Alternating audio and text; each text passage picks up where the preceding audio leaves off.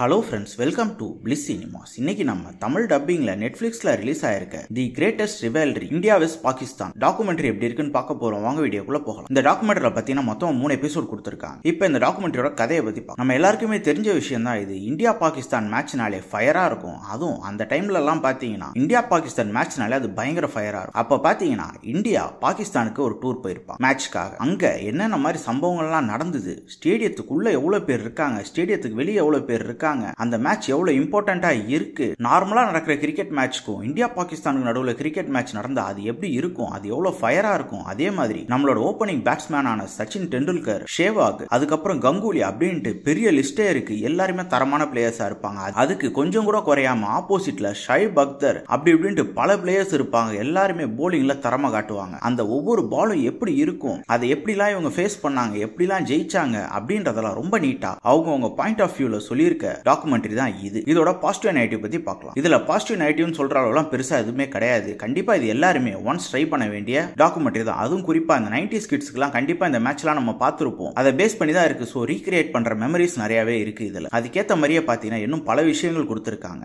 ஆனா என்ன, இது ஒரு 3 எபிசோட்ல சுருக்கி சொன்னதுனால நம்மளால இன்னும் பல ஹை மூமெண்ட்ஸ் மிஸ் பண்ண மாதிரி எனக்கு ஒரு ஃபீல் வந்தது. அதெல்லாம் இன்னும் கொஞ்சம் டீடைல்டாக கொடுத்திருக்கலாம். இதெல்லாம் கண்டிப்பா எல்லாருமே பார்ப்பாங்க, பார்க்க ஆசைப்படுற ஒரு டாக்குமெண்ட்ரியா தான் இருக்கு. சோ எல்லாருமே கண்டிப்பா ஒன்ஸ் ட்ரை பண்ணி பார்க்கலாம். ட்ரை பண்ணி பாருங்க. உங்களோட எக்ஸ்பீரியன்ஸை ஷேர் பண்ணுங்க. இன்னொரு வீடியோல சந்திக்கலாம். தேங்க்யூ.